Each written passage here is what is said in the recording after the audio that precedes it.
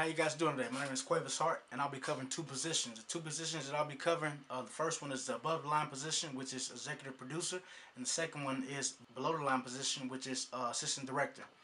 The first one I'll be covering is the EP. The EP is most likely the person that's going to be responsible for putting the film together. Also, that may be the person that's actually funding the film.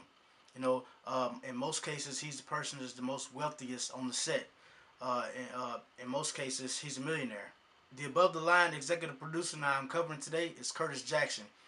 Some of you guys may already know him as 50 Cent. He has produced numerous movies, some that I'll name: Get Rich or Die Trying back in 2005, Before I Self-Destruct in 2009, Set Up in 2011, Fire with Fire in 2012. Like I mentioned, these are only a few. He's actually produced over 15 movies. As an executive producer, you have to be very outgoing and have a creative mind.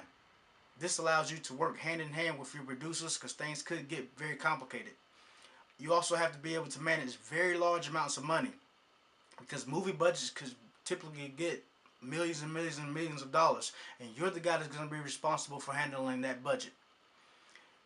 As an EP, you also need to be able to speak professionally, handle yourself in a professional manner because you hold the meetings with the producers and discuss the vision of the film in itself.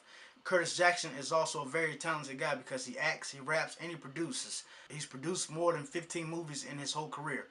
As an executive producer, I would say personally you have to be able to multitask and be in more than one place at one time and call the big shots. Because you're actually the go-to guy, and you're going to be the guy that's making the shots on the ground.